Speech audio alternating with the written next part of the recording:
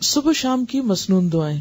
جو شخص صبح شام 100 مرتبہ سبحان اللہ و بحمدہ پڑھے، یعنی صرف اتنا، تو اللہ تعالیٰ اس کے تمام گناہ معاف فرما دیں گے، اگرچہ سمندر کی جھاگ کے برابر ہو. اس کی عادت کیسے ڈال سکتے ہیں آپ؟ کیونکہ مصروف ہے نا سب، تو اتنا وقت تو نہیں ہوگا کہ جا نماز پہ بیٹھ کے 100 دفعہ پڑھ کے پھر اٹھے. کوئی ایک خاص کام جو آپ کو روز کرنا ہے، تو اس خاص کام کے ساتھ آپ ایک خاص ذکر جو ہے وہ اپنا باندھ لیں. ایک تو ہے نا کہ ہر وقت کوئی بھی ذکر آپ کریں، لیکن یہ جو مخصوص اذکار بتائے گئے مخصوص اوقات میں کرنے کے، تو ان کا فائدہ جب ہی ہوتا ہے جب ہم ان کو اوقات کی پابندی کے ساتھ کرتے ہیں. اور اصل میں اس کے پیچھے حکمت بھی یہی ہے وقت بتانے کی، کہ پھر انسان اس میں مس نہیں کرتا. صبح ہوئی، اللہ کی یاد آئی، اور سنت کے مطابق جو آپ صلی اللہ علیہ وسلم نے بتایا وہ ذکر کرنا. ویسے تو آپ کوئی بھی کر سکتے ہیں، ہر ذکر میں فائدہ ہے، لیکن آپ کے نقش قدم پہ چلنا، جہاں آپ نے قدم رکھا وہیں پیچھے رکھنا، اس کا لطف ہی کچھ اور ہے. ٹھیک ہے نا، یعنی اس میں تھوڑا فرق ہو جاتا ہے. پھر چلیے، آپ صلی اللہ علیہ وسلم نے فرمایا صبح شام 3 مرتبہ یہ دعا پڑھنے والا دن اور رات کی تکلیفوں اور نقصان سے محفوظ رہتا ہے. بسم اللہ الذی لا یضر مع اسمہ شیء فی الارض ولا فی السماء وہو السمیع العلیم. صبح شام اس اللہ تعالی کا نام لیتا ہوں جس کے نام کی وجہ سے زمین و آسمان کی کوئی چیز نقصان نہیں پہنچا سکتی، اور وہ سننے اور جاننے والا ہے. آپ صلی اللہ علیہ وسلم اس دعا کو بھی روزانہ صبح شام 3 مرتبہ پڑھتے تھے. اللہم عافنی فی بدنی، اللہم عافنی فی سمعی، اللہم عافنی فی بصری، لا الہ الا انت.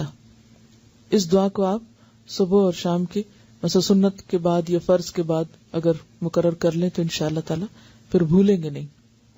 اے اللہ میرے بدن میں عافیت عطا فرما، اے اللہ میری سماعت میں عافیت عطا فرما، یعنی میرے کان ٹھیک رکھ. اے اللہ میری بینائی میں عافیت عطا فرما. آپ کے سوا کوئی بھی معبود نہیں ہے، کیونکہ انسان کی جسمانی صحت اس کی عبادت کے لیے، اس کے کام کاج کے لیے، فرائض کی ادائیگی کے لیے بہت ضروری ہے. تو آپ صلی اللہ علیہ وسلم 3 بار صبح اور شام یہ پڑھتے تھے. اب ویسے تو آپ ایک بار بھی پڑھ سکتے ہیں، لیکن اصل سنت کیا ہے؟ پھر 3 بار پڑھنا. آپ صلی اللہ علیہ وسلم نے فرمایا کہ جو شخص سورہ اخلاص، سورہ فلق اور سورۃ الناس صبح شام 3 بار پڑھے گا تو وہ ہر قسم کی آفت سے محفوظ رہے گا. ترمذی کی روایت ہے. آپ صلی اللہ علیہ وسلم نے سیدہ فاطمہ رضی اللہ تعالی عنہا کو ہر صبح و شام یہ دعا مانگنے کا حکم دیا تھا، یعنی آپ نے اپنی بیٹی کو یہ دعا سکھائی تھی. یا حی یا قیوم برحمتک استغیث فاصلح لی شأنی کلہ ولا تکلنی الی نفسی طرفۃ عین. اے ہمیشہ زندہ اور قائم رہنے والے، آپ ہی کی رحمت کا واسطہ دے کر فریاد کرتا ہوں کہ میرے سب کاموں کو درست کر دیں اور مجھے میرے نفس کی طرف پلک جھپکنے کی دیر کے لیے بھی حوالے نہ کریں. اس کا کیا مطلب ہے؟ مجھے میرے نفس کے حوالے ایک پلک جھپکنے کی دیر بھی نہ کریں. کیوں؟ مجھے مسلسل اپنی حفاظت میں رکھیں، میں بھٹکنے نہ پاؤں. ومن یکفر بالطاغوت، تو طاغوت میں سب سے پہلے خود اپنا نفس آتا ہے. ان النفس لامارۃ بالسوء. اور اگر انسان اپنے نفس کی باتیں ماننے لگ جاتا تو کبھی بھی پھر وہ اللہ کی بات نہیں ماننے دیتا. تو انسان نفس کے حوالے ہوا نہیں اور پھسلا نہیں اور گیا نہیں. ٹھیک ہے، تو اس لیے یہ دعا بھی بہت اہم ہے اور بہت ضروری ہے. تو نفس کے حوالے ہونے کا مطلب کیا ہے؟ برائی کی طرف جانا. اور اس میں آپ دیکھیے کہ آپ سارا دن عہد کریں گے میں نے یہ نہیں کرنا، ایسا نہیں بولنا، ایسا نہیں کرنا، اور لمحے بھر کے لیے کیا ہوتا ہے؟ منہ سے بات نکل جاتی، آپ ایک دم غصے میں آ جاتے ہیں، آپ ایک دم وہ کہہ آتے ہیں جو سویر سے وعدہ کر رہے تھے شام تک کہ اب آج سے میں نے یہ جملہ نہیں بولنا یا یہ کام نہیں کرنا. وہ لمحے بھر کے لیے آپ نفس کے حوالے ہوئے اور گئے. تو یہ دعا بہت ہی زبردست دعا ہے کہ یار اب میں تو اپنے آپ پر، خود پر ایک لمحے کے لیے بھی بھروسہ نہیں کر سکتا، لمحے کے لیے بھی مجھے نہیں ادھر جانا، کیونکہ ہمارے ساتھ نفس بھی ہے، شیطان بھی ہے. تو یہ ایسے دشمن ہیں، ایسی طاقتیں ہیں کہ جن کا مقابلہ ہم تنہا نہیں کر سکتے، یہ صرف اللہ کی مدد سے ہو سکتا ہے. اس لیے صبح اور شام، ورنہ بعض اوقات انسان کہیں ایک دفعہ تو مانگ چکا، اب اور کیا مانگنا، روز کیا یہی مانگنا. یعنی آپ کے ذہن میں یہ آ سکتا ہے کہ سویرے بھی مانگو، شام بھی مانگو، وہی باتیں، پھر ریپیٹیشن.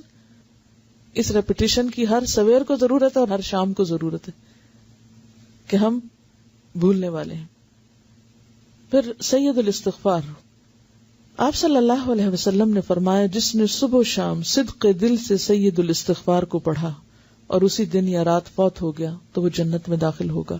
اب آپ دیکھیں اللہ تعالیٰ نے بخشش کے کتنے سامان کیے ہیں. ایک چیز کر لو، دوسری کر لو، تیسری کر لو. یعنی یہی اس کی رحمت ہے کہ اس نے چھوڑا نہیں بھٹکنے کے لیے، یا اللہ بندوں پہ ظلم نہیں کرتا. لیکن اگر بندے خود ہی غفلت کے شکار رہیں اور کسی بھی چیز سے فائدہ نہ اٹھائیں تو پھر جبر نہیں کرتا اللہ تعالیٰ. سید الاستغفار یہ ہے: اللہم انت ربی لا الہ الا انت خلقتنی وانا عبدک وانا علی عہدک ووعدک ما استطعت اعوذ بک من شر ما صنعت ابوء لک بنعمتک علی وابوء بذنبی فاغفر لی فانہ لا یغفر الذنوب الا انت. اے اللہ، آپ ہی میرے رب ہیں، آپ کے سوا کوئی عبادت کے لائق نہیں. آپ نے مجھ کو پیدا کیا ہے اور میں آپ کا بندہ ہوں، اور میں اپنی طاقت کے مطابق آپ سے کیے ہوئے عہد اور وعدے پہ قائم ہوں. میں اپنے برے اعمال کے وبال سے آپ کی پناہ چاہتا ہوں.